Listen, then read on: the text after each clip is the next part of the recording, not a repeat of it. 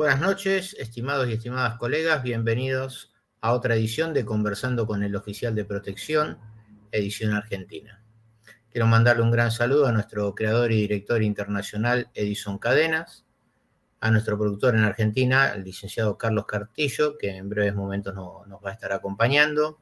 Y voy a hacer mención a las publicidades que vimos al comienzo, las ofertas académicas brindadas por la Asociación de Profesionales de la provincia de Buenos Aires con la unidad FASTA, el curso de coaching y liderazgo para la seguridad, y con la Universidad del Gran Rosario, la diplomatura en pericias de seguridad. Así también tenemos otra gran oferta académica a través de la Asociación de Profesionales Graduados de la Ciudad Autónoma de Buenos Aires, APSEC, sobre un curso de la plataforma QGIS.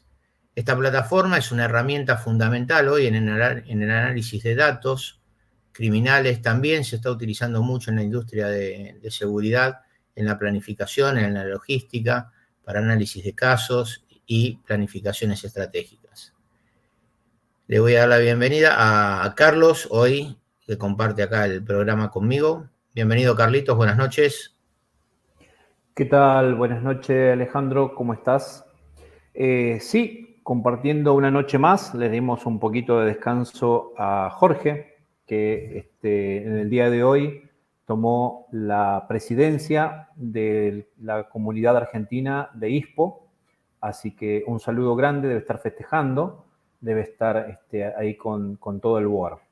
Así que nada, también saludarlo, hacerlo extensivo para Edison Cadena, nuestro director y creador, y comenzar a presentar a nuestro invitado. Tiene un extenso currículum que lo vamos a comprimir. Él mismo es abogado, es licenciado en seguridad, un colega.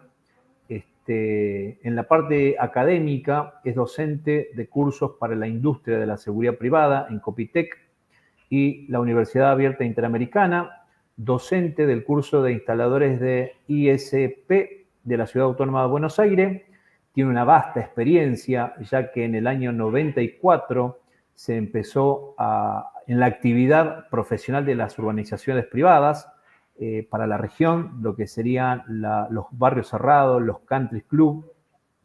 Es director del estudio especializado en country, barrios privados y propiedad horizontal, asesor legal de la Cámara Argentina de Seguridad Electrónica, CASEL, co-redactor del primer proyecto de Ley Integral de Seguridad Electrónica de la República Argentina. También es integrante del Comité Ejecutivo de la Asociación Latinoamericana de Seguridad, ALAS, y coordinador del Consejo Asesor de Organizaciones Privadas de ALAS de la República Argentina. Y bueno, tiene una vasta experiencia, disertante en foros, conferencia, y te comento que el jueves pasado creo que lo fui a ver en una de la Cámara Argentina de Consorcio y urbanizaciones, ay, no me sale el nombre, ya nos va a decir, ya nos va a recordar un poquito, nuestro invitado, el señor Raúl Castro, que vamos a tocar un tema que varios colegas y amigos me han dicho, importantísimo este tema, nociones legales aplicados a la seguridad. Raúl, buenas noches, bienvenido. Muchísimas gracias, Carlos. Muchas gracias, Alejandro. Muchas gracias a la comunidad que está escuchando. Un placer estar con ustedes. Buenísimo. Recordame cómo era en la Cámara Argentina de CASICU, Consorcios. CASICU, Cámara Argentina de Consorcios y Conjuntos Urbanísticos. Es una cámara de la provincia de Buenos Aires. Una de las 4 cámaras que hay. Sí, sí. Excelente, excelente. Estuve participando en esa reunión y realmente muy, muy gratificante. Aparte estuviste de expositor, así que no vamos a dar un poco de esa información, pero yo creo que también sería interesante, ¿no? Para mucha gente que estaba ahí hacer un par de diferencias en este aspecto y en este caso. Vamos a ir al hueso, como decía un amigo mío. Vamos. Muchas veces al guardia, al vigilador, no sabe, o si sabe, tiene un poquito de dudas. Un barrio cerrado, un centro comercial, ¿qué es? ¿Un espacio privado o semiprivado? ¿Y por qué y dónde está la diferencia, Raúl? Contanos un poquito. Bueno, a ver, nos tenemos que remontar lo más cercano al año 2015, cuando dos normativas que estaban separadas, la normativa civil, o sea, la ley civil fundamental, que era el Código Civil, y la ley fundamental en materia comercial, que es el Código de Comercio, se unifican y nace el Código Civil y Comercial de la Nación, año 2015. En ese momento lo que se hace, se recepta una figura inmobiliaria, llamémosle, o de comunidad, que eran barrios privados, country, clubes de campo, etcétera, parques industriales, conjuntos comerciales, como podría ser un shopping club, etcétera, y se los denomina bajo el paraguas de una denominación que es conjuntos inmobiliarios.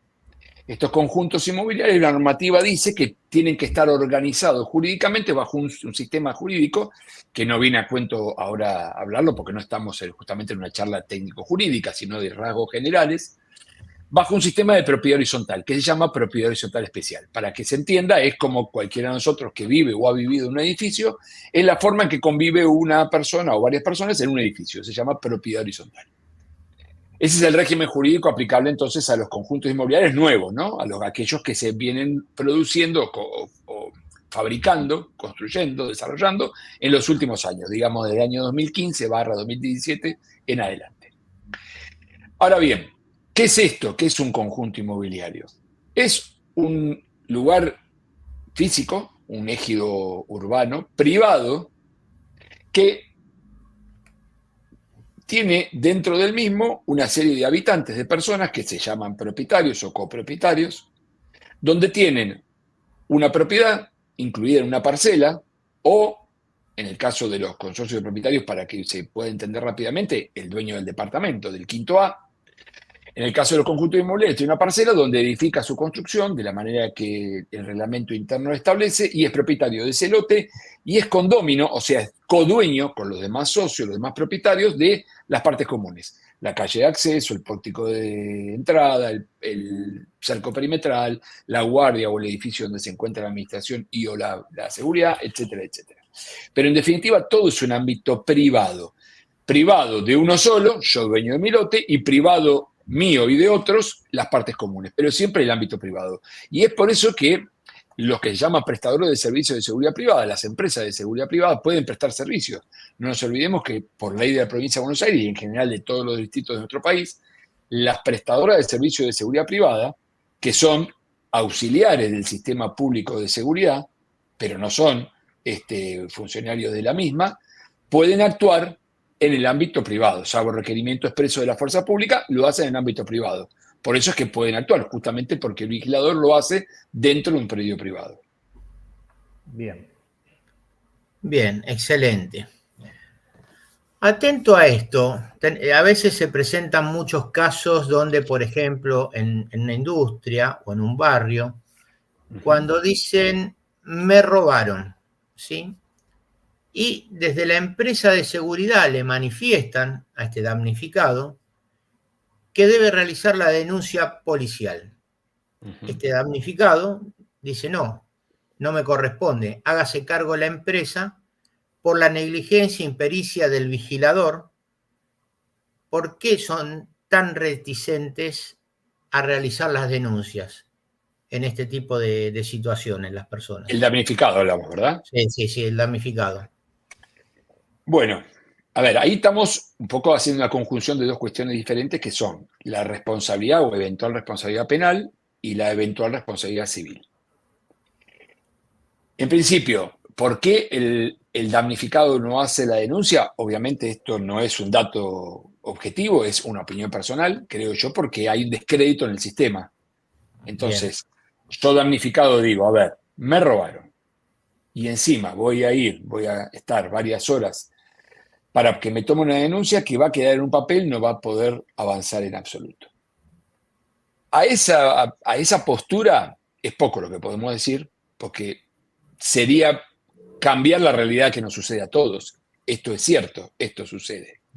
Ahora, ¿en quién está también la herramienta para poder por lo menos soñar con cambiarlo? En nosotros mismos. Porque si no, termina siendo un sistema que se retroalimenta por nuestra propia inacción o falta de esperanza de que esto pueda cambiar. Ni nosotros denunciamos, lo primero que va a suceder y que tienen un costado, para mi entender, muy, muy provechoso, es poder entrar en una estadística. O sea, quien diseña las políticas criminales, las políticas de lucha contra determinados delitos, quien quiere establecer dispositivos de seguridad en una zona geográfica determinada, lo hace en base a métricas, a datos. Esos datos son alimentados, obviamente, por el Estado, por lo que le recaba de propia experiencia, pero básicamente por lo que tiene que ver con los datos que salen de las denuncias en el ámbito judicial. Entonces, si yo no lo hago, esa denuncia judicial, hablamos de policía, pero en realidad lo que hago es una denuncia judicial. Lo hago en sede policial, la policía cursará esa denuncia al ámbito judicial o directamente lo puedo hacer en sede judicial en una fiscalía. O hoy se hace en la mayoría de los distritos o en muchos distritos vía internet, o sea, electrónicamente, con lo cual esto ya del damnificado que tengo que ir un poco se diluye. Ya es más una cuestión de creer un poco que de algo puede servir, aunque más no sea para la estadística. Luego, puede pasar que, obviamente, haya una investigación penal y esto arribe a algo o no. También es cierto que las jurisdicciones varían de acuerdo a la entidad que tiene la jurisdicción en cuanto a su superficie, en cuanto a sus habitantes, en cuanto a su mapa de calor respecto al crimen, en cuanto a los medios que tiene a disposición. No quiero dar ejemplos geográficos, pero obviamente sabemos que hay a veces una diferencia importante en el funcionamiento de la justicia de un lugar y de otro. Pero básicamente esto es importante por eso. Luego, para generar una cuestión de responsabilidad eventual posterior desde el punto de vista del derecho civil, también implica dar certeza del acaecimiento de un hecho. A mí me robaron. Luego voy a ser responsable a alguien porque entiendo que me robaron porque esa persona fue negligente, imprudente o tuvo impericia en su accionar. Y la pregunta va a ser, ¿de qué acto me habla delictivo si usted no hizo una denuncia? La denuncia es una carga, es un delito, yo tengo que denunciarlo. Por supuesto que podría hacerlo la empresa, pero no le compete a la empresa hacerlo por los hechos de otro. Por supuesto, si yo tengo una guardia de acceso, viene una persona, irrumpe con un vehículo, rompe la barrera e ingresa, está claro que tengo que hacer yo la denuncia porque estoy a cargo de ese objetivo, de ese puntual espacio en el cual tengo que brindarle seguridad al objetivo. Ahora, si entran por la noche irrumpiendo, roban, podré hacer la denuncia como empresa, pero en definitiva lo que diré es, me dijo Carlos que anoche lo robaron. Y la justicia va a decir, venga Carlos a decírmelo. O sea, tomo lo suyo como algo que me da un input inicial, pero necesito a Carlos que me ratifique esto. Porque si no, no se genera la necesidad de la acción judicial. ¿Se entiende? Tal cual. Perfectamente, perfectamente. Y acá ahora vamos a entrar a... yo le digo usos y costumbres, pero también está el famoso, el control de bolsos en un brete peatonal cuando salen de un retail, que se van, que tienen que abrir el bolso, la mujer o el hombre, o en el caso de empleados de una guardia en un barrio. ¿Es legal, no es legal? ¿Se puede, no se puede? Tiene que haber un policía. Sabemos que por cuestión de género, si va a abrir un bolso una mujer, tiene que hacerlo una mujer ese control y viceversa, ¿no? Pero, ¿qué nos puedes decir de esto, Raúl? Mira, en principio, yo más que hablar de estas cuestiones de legal, hablaría de cuáles estas acciones, cuáles son ilegales. ¿Qué quiero decir con esto? ¿Es legal revisar en un retén autoridad habilitada para ello? Que puede ser o pública, en el ámbito público, puede ser, como bien vos decís, un vigilador en un objetivo de seguridad privada que tiene como misión, o una de las misiones, verificar los ingresantes y con qué ingresan o con qué salen. ¿Es legal que lo haga? No hay ninguna ley que me lo prohíba. La ley que me lo prohíbe es que lo haga de manera compulsiva, que es muy diferente a revisar. ¿Qué quiero decir? Viene Carlos, le digo, señor Carlos, ¿me permite abrir su bolso? O mejor dicho, abre su bolso, quiero ver lo que lleva y usted me lo abre. ¿Qué parte ilegal tiene ese accionar donde usted brinda con su consentimiento este acceso? Ninguno.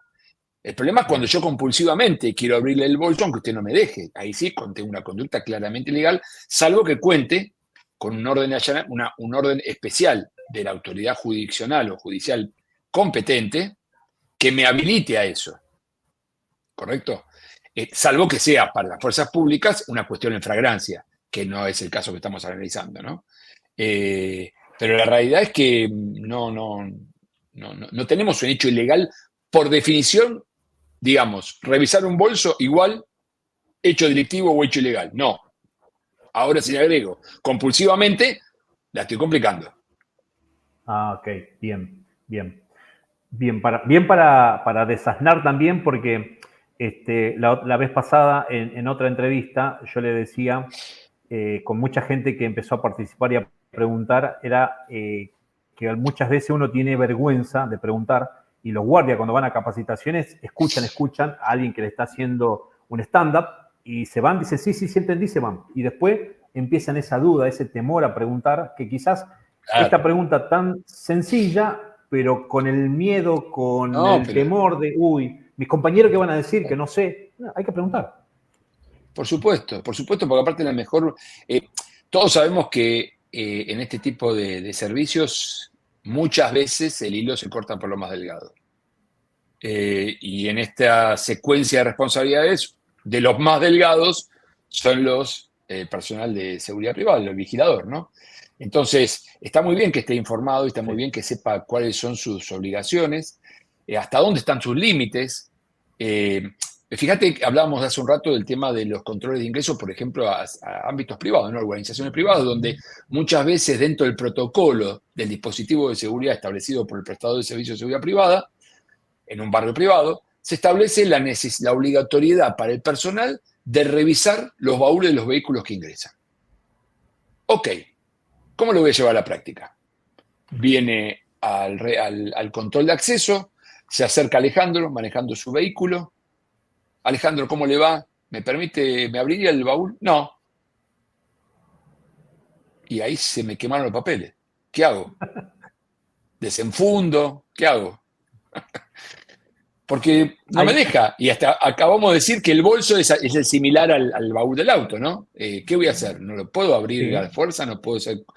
Entonces, ahí tendré que ver, en definitiva, el dueño del objetivo, el cliente, cuáles son las condiciones de ingreso que ha establecido. Por ejemplo, si esto mismo lo tengo en una planta donde soy único dueño y me le piden al mismo Alejandro, cuando ingresa a la planta, abra el baúl y Alejandro le dice no, el vigilador le dice con mucha amabilidad, no se haga ningún problema, por favor, señor, ponga marcha atrás porque usted no ingresa.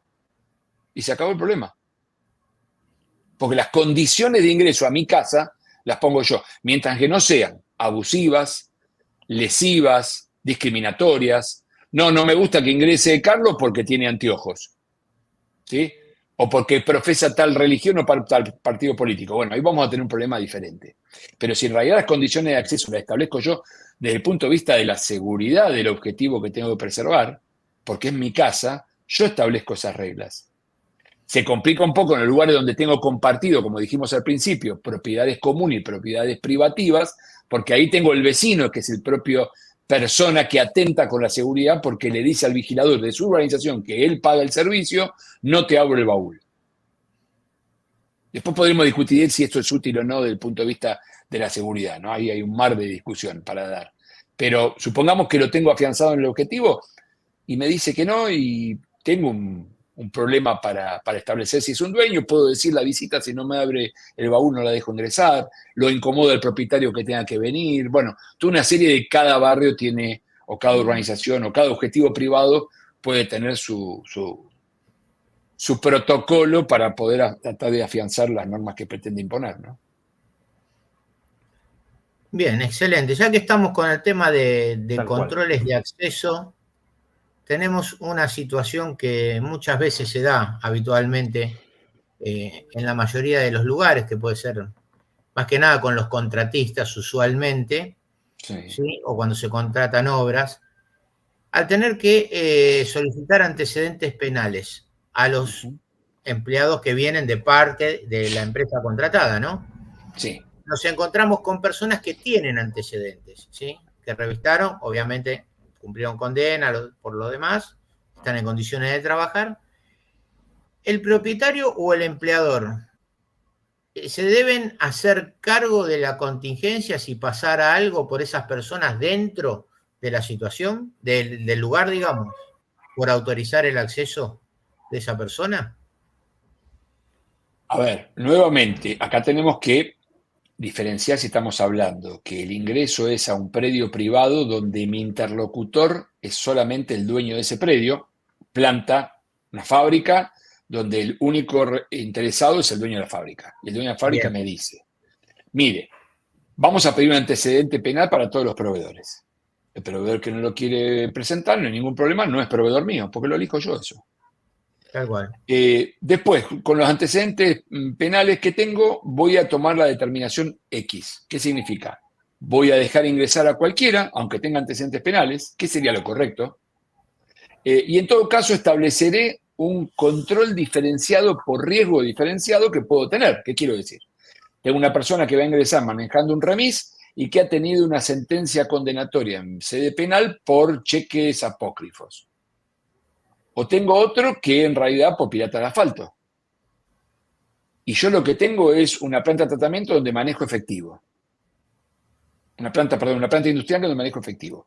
Es la misma contingencia desde el punto de vista de la seguridad que tengo con el que estafó con cheque, en principio, ¿no? En cheque y el que era pirata de asfalto, posiblemente no. Entonces lo que puedo llegar a tener, aunque le permita el ingreso, es generar un dispositivo diferencial. Alertarme sobre un riesgo diferenciado. ¿Sí? Entonces yo sé que tengo que mi recurso humano de seguridad, el prestador de servicio de seguridad privada, ponga el ojo un poquito más en ese remisero porque tiene antecedentes que hace unos años, si bien purgó la condena, con el mismo procedimiento robó una fábrica y por eso terminó preso. Entonces yo tengo el derecho a establecer alguna contingencia adicional. Ahora, ¿qué pasa cuando tengo una comunidad donde hay un montón de dueños y no son dueños de todo, porque son dueños de partes de las cosas comunes y son dueños de sus cosas?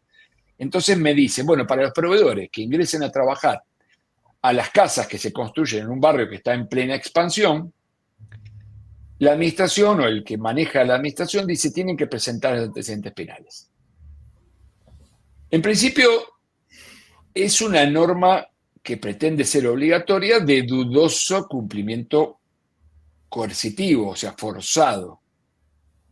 Yo puedo decir, mire, esto es un club donde usted decidió adherir y comprar en este club con estas normas, que usted las conoce previamente, y dice que para que la gente entre a trabajar a este club, tiene que presentar los antecedentes penales. Usted lo adhirió, no me vengo a cuestionar eso ahora. Pero la realidad es que no sucede eso habitualmente. Habitualmente los desarrollos comienzan sin estas normativas y después cuando empieza a vivir la gente, aparecen estas normas. Y el que compró antes dice, pero a mí nunca me avisaron de esto, yo no tengo por qué presentar antecedentes penales. Y la realidad es que no hay una forma de obligarlo, salvo vías de hecho. ¿Qué son vías de hecho? Ok, tengo distintos ingresos o distintas vías de ingreso. Aquel que me cumple determinadas condiciones de acceso que yo establezco como administrador va por una vía facilitada, por ejemplo. Y aquel que no va por una vía de control más exhaustivo. Yo no le impido el ingreso porque no tenga el cumplimiento de los requisitos, por ejemplo, los antecedentes penales, pero va a ir por la vía de los controles exhaustivos. Entonces esto produce una molestia, por eso digo vías de hecho, que en definitiva termina diciendo, bueno, la verdad, tardo una hora para entrar, prefiero traer el antecedente penal y entro más fácil. Pero esto no es jurídico, esto son vías de hecho. No ilegales, pero un poco forzadas. Ahora bien, yo siempre le pregunto a los clientes, bárbaro, supongan, ustedes establecen esto, que por supuesto es muy común en las organizaciones privadas. Y tengo una persona propietaria del lote 54 que va a traer a su plomero que tiene antecedentes penales. Y le trae el certificado de antecedentes criminales y aparece que tiene antecedentes. La pregunta que me hago es, ¿qué hace usted con eso? ¿Usted como administrador, qué hace? ¿Le impide el ingreso? Imposible. Desde el punto de vista legal, imposible. O sea, mejor dicho, no imposible. Incorrecto. Puede ser posible si lo llevo a la práctica y nadie lo cuestiona legalmente, pero la realidad es que es incorrecto desde el punto de vista legal.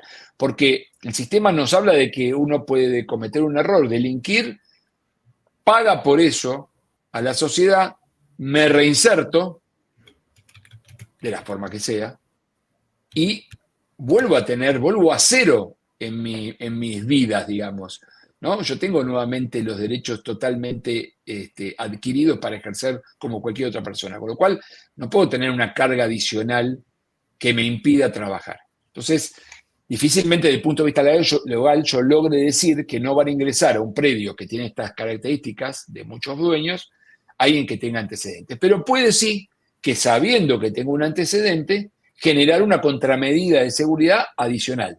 Nos pasa, por ejemplo, muchas veces en los barrios con personas con antecedentes de delitos sexuales y sobre todo delitos sexuales contra menores, que hay, porque la gente no vive en Chorrolandia, vive junto con nosotros, los criminales de todo tipo.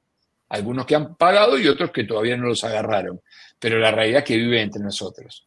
Entonces, si yo tengo una comunidad donde tiene una actividad deportiva, social, recreativa, los chicos corriendo en la calle libremente, yendo a la plaza, y tengo dentro de la comunidad una persona con estos antecedentes, y vaya si yo puedo dentro de mi dispositivo de seguridad establecer una contramedida adicional. Ojo con esta persona.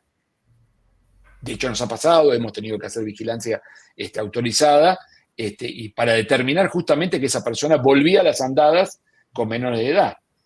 Pero para esto no significa que le pude impedir el acceso, lo que significa que en todo caso podré establecer alguna contramedida para asegurarme sobre ese evento que tiene una escala de posibilidad de acaecimiento mayor que otro que no tiene antecedentes. En principio, no es que es algo absoluto. ¿Se entiende, Alejandro? No sé si respondí totalmente, sí, pero... se entiende perfectamente. Bien. ¿Tenemos saludos? Dale, vamos a los mensajes. Dale. Sí, tenemos. Licenciado Daniel Castillo, buenas noches para todos, saludos cordiales. Nuestro colega Jorge Núñez, hola Carlos, Alejandro, un placer verlos y escucharlos. Muchas gracias por la mención y un placer de escuchar tan importante invitado, nos dice Muchas Jorge. Gracias, Jorge. Muchas gracias. Y acá tiene una consulta para Raúl. ¿Cómo se interpreta hoy el acopio indebido? Cuando un propietario ingresa grandes sumas de dinero para hacer acopio en su parte propietaria, pero poniendo en riesgo al resto de la comunidad del barrio. Esa es la consulta que nos hace Jorge. Muy buena, Jorge. A ver, esto es materia inclusive de algunos planteos judiciales que nosotros tenemos en curso. Les podré decir cómo termina cuando tengamos sentencia en algún día, va a pasar en un par de años, porque, digamos, como dato adicional, este mercado de las urbanizaciones privadas en los últimos, diría, 5 años, post pandemia, empezó a sufrir lo que algunos sospechábamos desde hace mucho tiempo, que era una escalada cada vez mayor de reclamos judiciales que impacten contra la empresa de seguridad y contra el emprendimiento inmobiliario. Vamos a llamarle barrio para hacerlo fácil, el barrio privado. Esto no se daba antes, o se daba solamente contra aquellas empresas de mucho potencial económico a nivel, obviamente, internacional. No vamos a nombrar ninguna, pero las que todos conocemos, grandes empresas, que en realidad el reclamo se hacía básicamente porque sabíamos que del otro lado había una billetera importante para poder resarcir un eventual daño en una sentencia, o bien para tratar de evitar el impacto en la marca que tiene una sentencia para ese tipo de empresas. Pero en los últimos años empezamos a ver que la gente, el damnificado, se ha empezado a animar más para reclamar a más empresas, no necesariamente de primerísimo nivel. Hablo de nivel económico o potencial patrimonial, ¿no? Esto como dato con lo que quiero decir que hay mucha más casuística de la que había antes y empieza a haber casuística más variada, con distintas urbanizaciones, ya no las grandes urbanizaciones, y contra distintas empresas, ya no las grandes, no solo las grandes empresas. Dicho esto, por eso, esto venía a colación de que todavía sentencias de manera importante en cuanto a casos, casuística, no hay. Si tenemos de etapas anteriores, absolutamente diferentes. ¿Diferentes qué quiero decir? 180 grados. Jueces que interpretan que hay una responsabilidad solidaria del barrio que contrata la empresa de seguridad por una eventual culpa por impericia e imprudencia de la empresa prestadora de servicios de seguridad privada, y otros que entienden que no. Fallo de primera instancia que opina una cosa, en cámara que se logran dar vuelta, a favor y en contra. Pero puntualmente con lo que pregunta Jorge, pasa estos casos que yo le comentaba, casos reales, ¿no? Personas que tienen de repente en su casa 200, 300, 400, 500 mil dólares. Y los tienen acopiados, como bien dice Jorge, porque vaya a saber, entienden que es más seguro, porque como tiene anillos de seguridad adicionales, entienden que es más seguro que una caja de seguridad de un banco, por ejemplo. Porque la realidad es que claramente es más seguro que tenerlo en una casa, en una urbanización precaria, pero no es más seguro que un banco. Y aparte desnaturaliza, como creo que lo que interpreta diciendo Jorge, desnaturaliza el sentido. Estamos hablando de urbanizaciones donde las unidades funcionales o las viviendas tienen como sentido la vivienda unifamiliar o multifamiliar, según el caso, pero la vivienda de una familia, la vivienda, el esparcimiento, el ocio, no un lugar donde esté securitizado para guardar determinados valores importantes. Entonces, nosotros entendemos que cuando esto sucede, lo que hace el damnificado, porque es damnificado en el pleito judicial, pero no necesariamente en una sentencia vaya a hacerlo, lo que ha hecho es vulnerar el sistema de seguridad, el dispositivo de seguridad, porque yo preparé un dispositivo de seguridad para un riesgo determinado, pero no estoy preparado, ni tengo por qué estarlo, para un riesgo que me acrecienta una persona que desnaturaliza la esencia de este tipo de urbanizaciones. Entonces, porque aparte muchas veces esto lo habla en círculos, sabe la comunidad que acaba de vender la empresa o un lote en otro lugar y lo vendió en 250 mil dólares y es viernes a las 18 horas. ¿Dónde llevó los 250 mil dólares? A su casa. ¿Dónde lo va a llevar? Si son las 18 horas del día viernes. Faltó que lo publicara. Acto seguido, el viernes a la noche, sábado a la madrugada, le roban. Entonces, ¿quién vulneró el sistema de seguridad? Obviamente los delincuentes, no hay duda. Pero lo que quiero decir, a mí puso a la comunidad en un riesgo adicional, pero al ente jurídico que lo engloba, que es el barrio, también lo puso en una situación adicional. ¿Y con qué contramedidas propias de seguridad en su casa? Ninguna. Está una lata de zapatos, una caja de zapatos o una caja de seguridad empotrada atrás del cuadro de donde mi hija se recibió el secundario, que lo sacan y se lo llevan con una barreta, un martillo y sin mucho más. Y fíjense que, para comparación, ¿no? Si vamos a ver la actividad bancaria que nombrábamos antes, que sería el ámbito natural para preservar estos bienes, existen normas desde el punto de vista bancario para securitizar estos lugares. O sea, determinados lugares donde albergan determinada cantidad de riqueza, de dinero, tienen que tener determinados niveles de seguridad, inclusive para los bancos. Y si yo tengo que tener esto para acopios que son, si yo no recuerdo la última vez que había leído, alrededor de 90 mil dólares, ¿cuánto más tendría que tener una casa para albergar semejantes sumas? Pero aparte desnaturalizando, como decíamos antes, el objetivo de este lugar de acopio, de esta casa. Por lo tanto, hay, como mínimo, a nuestro entender, una culpa concurrente o una negligencia del propio damnificado. ¿Esto cómo lo recepta la justicia? No lo sé. ¿Puede receptarlo exonerando de responsabilidad al barrio de la empresa? Si hubo una negligencia, lo dudo. Pero sí mitigando la responsabilidad. Por ejemplo, con una culpa concurrente, que ustedes saben la culpa concurrente es, tenemos culpa, yo te choqué a vos, Carlos, pero la realidad es que yo fui imprudente en el manejo. Bueno, entonces, si tu perjuicio es de 100 pesos y yo soy copartícipe, corresponsable de esa culpa, voy a tener que pagar 50, porque los otros 50 te los pagás vos a vos mismo. ¿Sí? Como para que se entienda muy burdamente la explicación. Perfectamente, Raúl. Perfectamente. Te pongo un poquito en contexto. Acceso, bien. Se demora una persona por cualquier motivo y la famosa frase que todos de abogados de Google, le digo yo, porque leen un poquito y ya saben de derecho, saben de medicina, saben de todo. Me estás haciendo privación ilegítima de la libertad, te dicen. Y ahí el guardia no sabe qué está haciendo y comienzan las preguntas después. ¿Cuándo comienza? ¿Cuándo termina? ¿Cuándo le damos la intervención policial? No, sí. Contanos, a ver.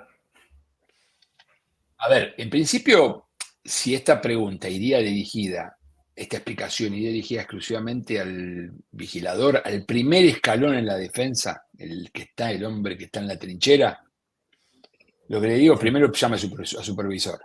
No tome una decisión, porque posiblemente no tenga la preparación no intelectual, no cultural, sino en ese caso puntual, no tenga la preparación de todas las contingencias que se pueden dar y dé una respuesta a una primera pregunta que sobrevenga y luego una segunda pregunta a la cual ya no tengo respuesta, porque se me acabó la respuesta. Entonces yo lo primero que aconsejaría es vaya al mando superior y pida directivas. Lo inicial primero, a nosotros nos ha pasado cuando esto a veces se cobra un cariz mayor por los grados de violencia verbal, etcétera, que a veces nos llaman, nos convocan rápidamente, mire, tengo esta situación, ¿qué hacemos? Le facilito el número de la fiscalía y le digo, señor, ningún problema, no discutamos más, llame por teléfono y haga la denuncia a la fiscalía. Ahora mismo, en este momento, ya que está en flagrancia, le están haciendo privación de legítima libertad, llame ya mismo a la fiscalía y haga la denuncia. Y déjenme escuchar porque posiblemente las carcajadas las escuche de este lado. Porque la realidad es que esto no es ninguna privación legítima de libertad. En todo caso, yo lo que estoy haciendo, usando o mal usando, ahí tendremos la variante, el sistema de control de acceso establecido por alguien, que no es generalmente la empresa prestadora del servicio de seguridad privada y desde ya no es el vigilador.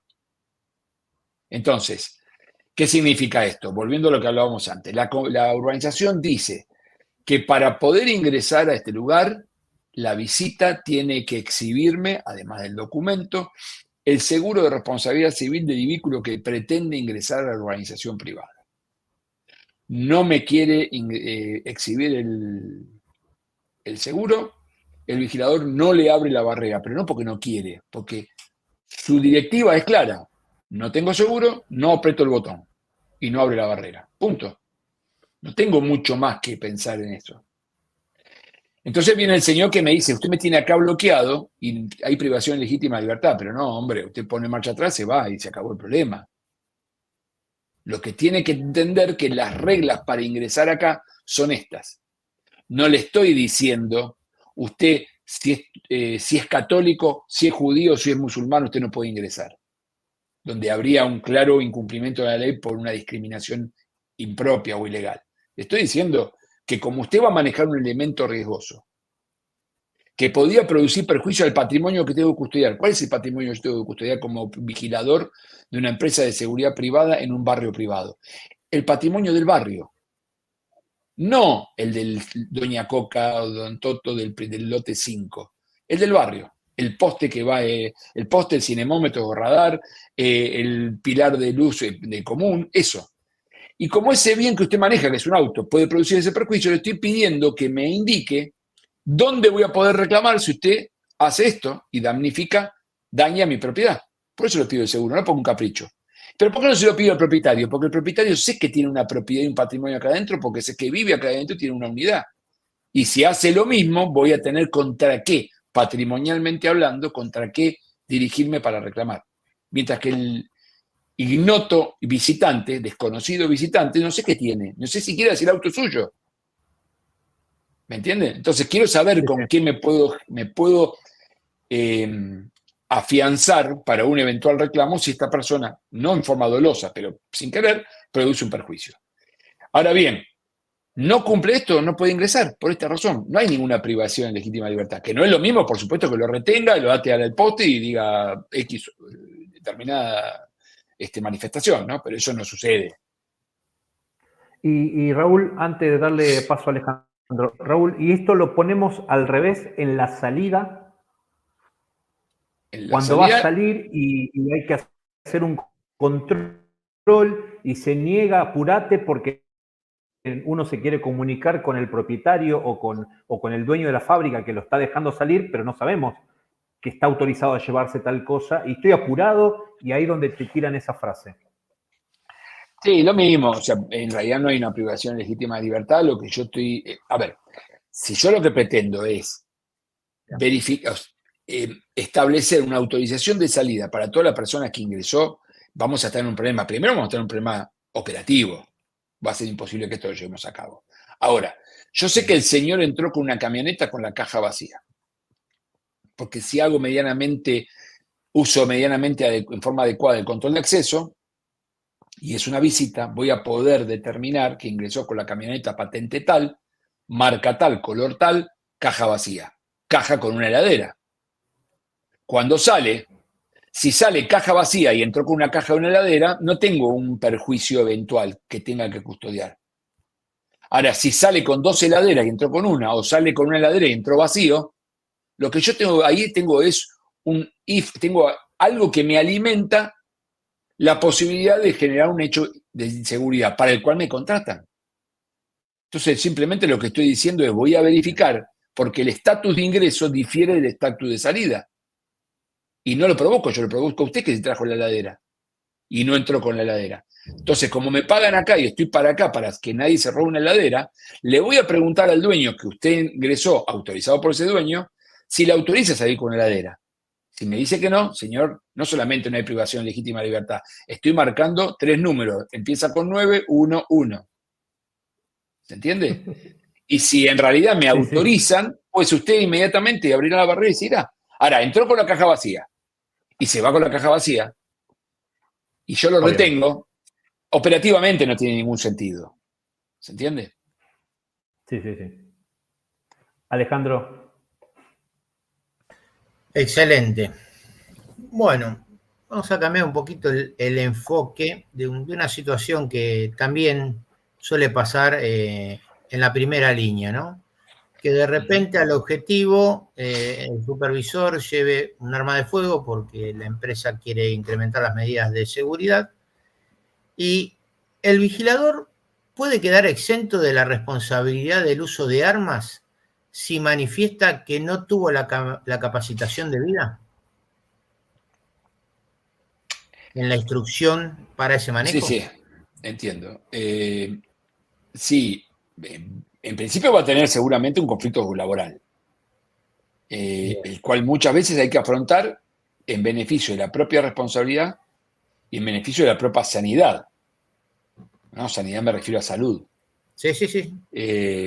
Si yo soy vigilado de una empresa prestadora de servicios de seguridad privada, viene el supervisor y me coloca la pistolera, me pone el revólver o la pistola en la cintura y me dice, bueno, usted va a utilizar esta herramienta. Y yo como empleado le digo, no, mire, no la puedo utilizar porque no la conozco, nunca la usé, no estoy capacitado para eso. No es lo mismo que me dé un pincel a que me dé un arma de fuego. Porque con el arma de fuego puede producir responsabilidades civiles y penales que me imputan a mí como responsable y puedo afectar mi propia salud porque no conozco el uso de esa herramienta. Por lo tanto, podría negarme. ¿Cómo se traduce esto en la relación laboral con mi empresa que fue tan negligente que hizo lo que estamos describiendo? Porque partamos de la base que esto no debería ocurrir directamente. No debería nunca el vigilador estar sometido a esta situación. Pero lo preguntamos porque sabemos que a veces puede pasar. Bueno, ante esa situación seguramente el trabajador puede generarse un conflicto laboral con su empleador y tendrá que decidir, uso de herramienta, tengo la herramienta que no es usar y corro el riesgo, pero no me peleo, no corro el riesgo de quedarme sin trabajo o lo que fuere, o asumo la responsabilidad que tengo y ejerzo mi derecho. Después las consecuencias sabremos cómo van, irán por algún lado o por otro, generar un reclamo, quedará despedido, sancionado, lo que fuere. Podrá denunciar ante las autoridades pertinentes. Lo claro es que la norma es muy clara en cuanto a cuáles son las condiciones que tiene que tener tanto la empresa como el personal de una empresa prestadora de servicios de seguridad privada para poder ser usuario colectivo o usuario de arma de fuego. Por lo tanto, debería cumplirse. Y dentro de esto debería cumplirse el debido entrenamiento y el debido instrucción en el manejo del arma de fuego. Pero bueno, puede no ocurrir esto. Seamos sinceros, muchas veces ocurre por una cuestión del enorme costo que tiene hoy por hoy, tanto el costo de la munición, el costo del entrenamiento, el costo del alquiler de polígonos para las empresas que no lo tienen, etcétera, etcétera, que muchas veces hace que no sea rentable la prestación de servicios con vigiladores con portación de armas de fuego. Pero bueno, hay clientes que lo siguen pidiendo y hay objetivos, por supuesto, que lo requieren. Ahora, también es cierto que en general, por lo menos mi experiencia, es que el objetivo, técnicamente hablando, requiere personal armado, es generalmente donde el personal está entrenado. el traslado de caudales claramente va a ser muy difícil que encontremos una persona que no esté altamente capacitada. Ahora, en un barrio privado, donde primero tendríamos que discutir si en realidad el dispositivo amerita que tenga personal armado. ¿O dónde lo tengo armado? ¿Lo tengo armado en el pórtico de acceso o lo tengo armado allá atrás en el mangrullo que tengo en el rondín, en un perímetro de 3 kilómetros de descampado? No es lo mismo.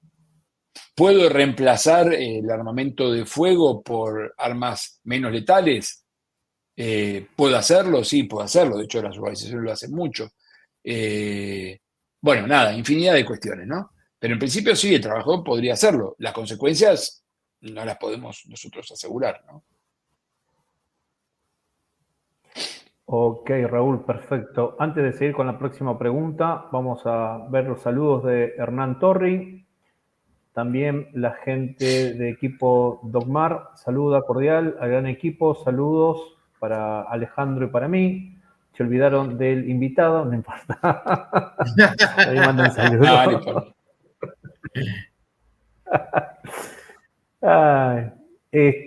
Bueno, salimos del arma de fuego y otra pregunta también que acá he tenido, no sé si discusiones, pero es así, y vuelta.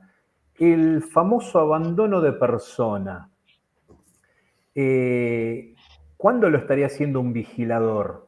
Y pongámosle una fábrica que en un lugar relativamente concurrido, con viviendas, en un polo industrial, o un barrio que está no una chacra ahí en 10, 20 kilómetros al fondo, en algún pueblito, sino en un barrio privado, por decirlo así, normal, en Tigre, en Escobar, que hay más o menos urbanización. ¿Se hace o no se hace abandono de personas, Raúl? Mirá, ahí tenemos que un poco definir el qué es el abandono de persona y lo vamos a hacer con trazos muy gruesos, ¿no? Porque en definitiva el objetivo de esta charla no es, como decía al principio, no es de una discusión fina desde el punto de vista técnico-jurídico, pero sí la idea es que se entienda sobre todo para el que está como dijimos antes, en la primera línea de combate, en la trinchera.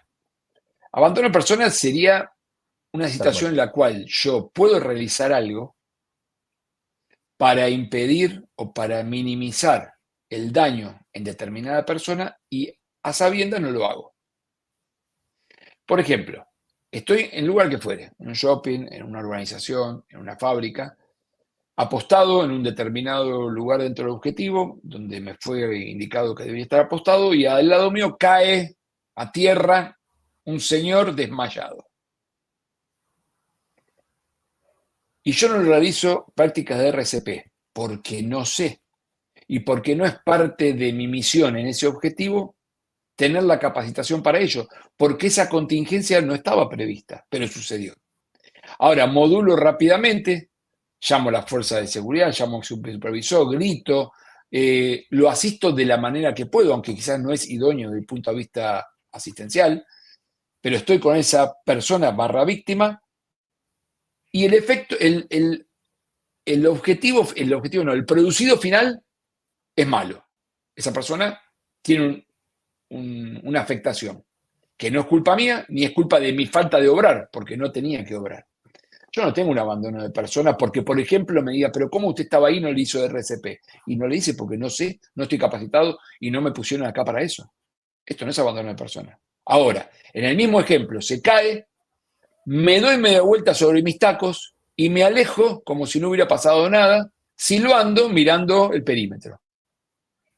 Claramente tengo un abandono de esa persona porque podía haber hecho, cuanto menos, pedir asistencia y no lo hice. ¿Correcto? Esto después tiene un montón de matices. Comencé con el tratamiento de la situación y lo abandoné en el medio. O sea, no necesariamente es tan así grosero como lo estoy planteando. Pero la idea es que se entienda la diferencia. No me pueden imputarme, me pueden imputar de cualquier cosa. Lo que digo es, no me podrían condenar a mí con una responsabilidad por no haber hecho algo para lo cual no estoy capacitado, ni tengo que estar capacitado para el puesto que tengo, porque también hay que reconocer esto. no es solamente no estaba capacitado, porque posiblemente el error sea estar en un lugar que necesita una capacitación y no la tengo, lo que hablamos antes con el uso del arma de fuego. Ahora, si yo estoy en un lugar donde no estoy capacitado, pero aparte no tengo por qué estar capacitado para eso, entonces, ¿qué responsabilidad voy a tener? ¿Se entiende? Bien. Sí, totalmente. Y creo que a muchos, ya tengo la respuesta ahí para la próxima, no hacerla tan larga, se la hago muy puntual. Gracias, Raúl. Alejandro.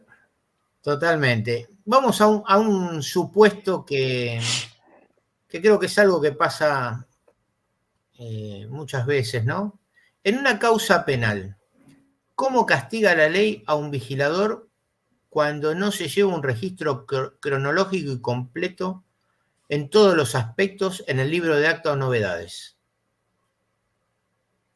Cuando por determinadas situaciones obviamente se tiene que recurrir a la presentación de los libros como medio de prueba para constatar alguna Sí, información.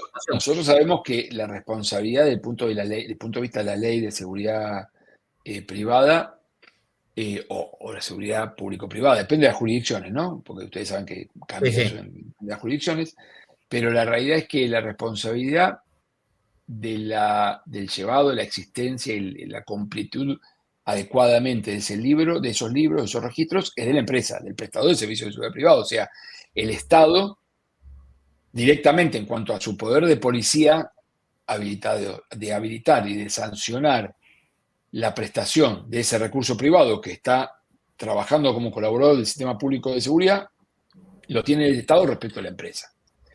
Y la empresa, a su vez, respecto de sus dependientes, que serían en este caso los vigiladores. Por lo tanto, si yo tengo un libro habilitado, lo cual coloca a la empresa del prestador de servicios de seguridad cumpliendo la norma, y luego el vigilador, que debería cumplir de completarlo de acuerdo a determinados eventos, entrada, salida, novedades, lo que fuere, y no lo hace, tengo un incumplimiento contractual del ámbito laboral, donde este trabajador tenía que agarrar esta caja y ponerla acá y no la puso. Para eso tendré un régimen sancionatorio que va a arrancar desde una sanción leve y terminará en la más grave, que sería el despido con causa. Pero en realidad lo que tengo es un incumplimiento laboral. Después a esto voy a empezar a darle aditamentos adicionales si en realidad el vigilador no hizo esto porque no quiso dejar registrado determinado evento que luego fue el que facilitó la comisión de un ilícito en el objetivo que tenía de custodiar, además de tener una responsabilidad eventualmente civil del prestador, porque tenía un recurso humano que generó algún tipo de daño a la propiedad del asegurado o del custodiado, la realidad es que tengo una posible responsabilidad penal de ese vigilador que puede haber sido partícipe, cómplice del delito. Y después puede tener una persona que simplemente con negligencia o imprudencia o impericia haya actuado mal o no haya actuado en base a las consignas que se le dieron y tendrá, como dije, una responsabilidad en principio laboral. ¿Le podría extender una responsabilidad civil? O sea, decir yo, damnificado, mire, ingresó gente, usted no la registró como empresa de seguridad porque su vigilador no lo registró. Entonces tengo una responsabilidad de la empresa y voy a ser responsable del vigilador también porque en realidad él fue el que materializó este error. En teoría, esto es pasible de ser de esa manera imputado. El resultado judicial no lo veo tan claro, sí para la empresa de seguridad, no lo veo tan claro para el vigilador. Sí el laboral, ¿no? Me refiero a la responsabilidad civil. Pero bueno, es un abanico muy abierto, ¿no? No podría dar una respuesta muy certera porque aparte también difiere de la justicia y las interpretaciones jurisprudenciales que, como dije antes, a veces difieren 180 grados. Sí, totalmente, también Okay, dependiendo del bien. hecho que se investigue y la comisión del delito Obvio. que esté en curso. Tal cual, tal cual, tal cual. Bien, Raúl, calculo que un mes, 30 días atrás, hubo un caso, seguramente lo habrás escuchado, cuando un vecino que le patean la puerta unos menores sale con un arma larga, una escopeta, y va a la casa de esos chicos a increpar, ¿no? Lo hemos tenido en el programa, se ha debatido con suerte de los representantes de la empresa y también otro caso que hubo en Córdoba que utilizó un delincuente un perro como un arma y atacó al guardia que lo lastimó. También tuvimos la suerte de tener al representante de la empresa y se debatió.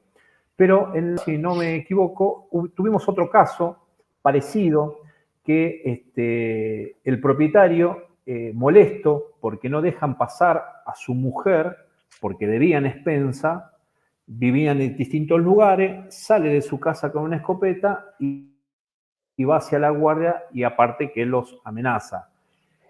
Creo ya 2 casos en un mes o menos de un mes, ya muy finos, y creo que esto en algún momento puede llegar a escalar, porque los ánimos están caldeados, pero también se la agarran con la guardia, con el vigilador que está cumpliendo directivas o que quizás tampoco cumple, le está explicando que el sistema no la deja ingresar porque debe expensar y debe pasar por el lugar de visitas. ¿Qué opinión se merece esto a tu punto de vista, Raúl? Mirá, la opinión básicamente tiene que ver con qué opinamos sobre que una persona comete un delito. Y el que comete un delito se llama delincuente, más allá de que viva en una organización privada, tenga una casa fastuosa y un buen auto. Si yo produzco amenazas, amedrentamiento, exhibición impropia de arma de fuego, tenencia o portación de arma de fuego sin autorización pertinente, son todos delitos. Y si son delitos y cometo delitos, ¿cómo se llama? Delincuente. Podríamos tener distintos tipos de delincuentes, me gustará más o menos. Diré, pobre, este tipo está bien, está loco, pero no es un delincuente. No. Puede estar loco, pero aparte es un delincuente. Si cometió un ilícito, si cometió un delito. Y si bien es cierto que en nuestro régimen todavía sigue existiendo la presunción de inocencia, hay delitos determinados, en la probanza de la comisión de ese delito es bastante más clara que otros casos. Si yo veo una persona con una escopeta en la mano y está filmado y grabado y con testigos, si bien tengo que presumir la inocencia, la realidad es que el hecho está probado. Estuvo con la escopeta en la mano y amenazando de muerte a tal o cual persona. Entonces, ¿qué opinión me merece? Y la que el tratamiento de cualquier delincuente, la denuncia penal respectiva y en el caso de las urbanizaciones, avanzar con la totalidad de los recursos a disposición que el sistema me da para poder perseguir este tipo de inconductas. Porque es una cuestión de grados de gravedad del accionar. Dijimos que esta persona exhibió el arma de fuego y amenazó. ¿Podría habernos sucedido esto? Ir con la 270, cargarla y disparar el pecho al primero que apareciera. Y en definitiva estaríamos hablando de algo que parecería ser más claro, porque no nos estaríamos preguntando algo, diríamos, es un homicida. Fue y mató a una persona. ¿Qué opino a eso? Es un delito, hay que penarlo. Esto también, nada más que tiene una gravedad aparentemente menor. Ahora, también nos surge la necesidad, sobre todo en determinados objetivos, esto sin generar ninguna molestia a nadie, pero no hay nada peor para poder generar cambios y mejorar que no advertir los propios errores o los errores que uno visualiza, es qué le pasó en ese evento a los recursos humanos puestos a disposición del prestador de servicios de seguridad privada. ¿Supieron qué hacer? Lo vemos en las imágenes y... Ahora, ¿el vigilador no supo qué hacer o no fue entrenado para eso? Ahora, ¿no fue entrenado para eso o la empresa nunca se pudo haber imaginado que esto iba a suceder? Hay un montón por eso digo que esto no pretende abrir ninguna culpa, al contrario, pretende empezar a pensar y aprender entre todos que quizás tenemos que visualizar que hay situaciones en objetivos que en principio no lo prevén que pueden acontecer igualmente. Y yo debería tener una situación, así como puedo tener en un turno un vigilador bombero, porque puede darse un incendio, y vamos a ver la estadística, es un incendio cada miles, pero sin embargo tengo un vigilador bombero, tendría que pensar cada cuánto puede aparecer un loco de estos. Que no lo vemos con la gravedad suficiente porque no tienen arma de fuego y porque nadie estuvo grabándolo, pero les puedo asegurar que todos los días pasa esto. No con esta gravedad, le reitero, pero gente, propietarios o buscados que van y lo amenazan al vigilador, que le ponen un arma de fuego en la sien, que lo escupen, que lo insultan, que le pegan, que se agarran a trompadas. Esto es muy común, lamentablemente. ¿Sí? Sí, es una cuestión de grado. Más por los casos resonantes, Claro. y en el conversatorio pasado tuvimos que, como título, los nuevos riesgos y que había que empezar a pensar estas cuestiones que vos acabas de marcar, ¿no? De que uno no se imaginaba, pero bueno, ya fueron 2 casos a la luz. Vos, como lo decís, muchísima experiencia que hace que ya lo venís viviendo y que quizás no tomaron esa notoriedad periodística, y últimamente sí. ¿Por qué? Porque están los celulares que antes no había, se filma, se filtra, y ahí empieza a tener una connotación. Así que el tiempo es tirano, decían los conductores por ahí. Antes de empezar a despedirnos, Raúl, quiero mandar un mensaje de acá de Jorge Núñez, excelente ponencia. Gracias, y después seguramente a esta persona la debes conocer, Carlitos Pereira, como siempre, sí, el mejor abogado especialista en seguridad. Carlos recién a Carlos le hice la transferencia bancaria para que dijera esto que acaba de decir. Así que gracias, Carlos. Sí, es un amigo. Raúl, ya para ir cerrando, primero a nuestros invitados, hay una pregunta COP, que queremos ir a lo más profundo de tu intimidad. No te asustes, no abras así los ojos. Y hemos denominado la pregunta COP. ¿A qué viene esto? Yo quiero que te remontes cuando tenías 10, 12 años y pienses, yo quiero ser esto cuando sea grande, ¿no? Y hoy, un abogado exitoso, profesional de la seguridad, quizás tenía que ver ese sueño cuando era chico que se cumplió, o quizás quería ser, como me han dicho otros invitados, ferroviario, otro quería ser maestra, también hemos tenido invitadas, no sé, contame un poquito. No, la verdad tengo que defraudarte, porque no estaba en mis expectativas. Yo quería ser piloto, de hecho, bueno, después fui piloto privado, pero quería ser piloto, dedicarme a ser piloto comercial. No lo pude lograr, fui por la parte militar, tampoco lo continué. Después apareció la beta de ser médico, y tampoco fui. Y como dice un viejo adagio, será lo que debo hacer o serás abogado. Parece que eso me pasó. Entonces, bueno, empecé el descarte y dije que me quedó abogado. Así que bueno, por eso es que avanzamos con esta actividad y después, bueno, abrazamos el tema de la seguridad, que por supuesto ya desde muy chico todo el tema relacionado con, de alguna forma o de otra, con el ámbito de la seguridad siempre estuvo desde familia muy metido. Entonces, bueno, un poco logré amalgamar ambas actividades, ¿no? Sí, sí. Bien, ¿alguna reflexión final, Raúl, como para ir cerrando?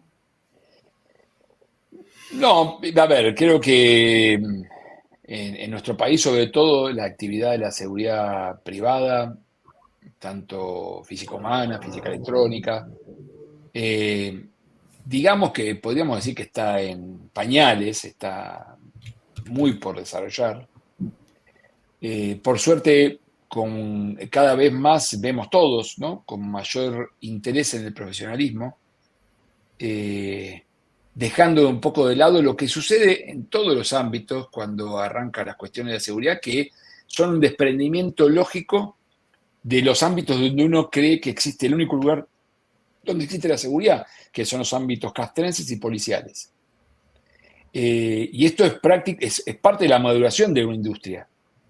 Y después la industria empieza, además de esos bases castrenses y policiales, que son lógicas porque se abastece mucho de eso, empieza a aparecer la necesidad de una impronta empresarial y una impronta profesional que no necesariamente viene atado a lo castrense o policial, sino viene atado a una capacitación férrea desde el punto de vista profesional, seria, de contenidos, que puede darla a quien pertenece a fuerzas castrenses o policiales. No quiero desacreditar eso, digo que no necesariamente es eso. Y eso me parece que es un salto cualitativo que da la industria, que lo está dando ahora, y que ustedes y otras organizaciones lo que hacen es justamente trabajan en esto, ¿no?, en profesionalizar a la gente para que se apropie realmente de una actividad que es sumamente relevante para la sociedad que es sumamente difícil y que todos vamos a contribuir a hacerla mejor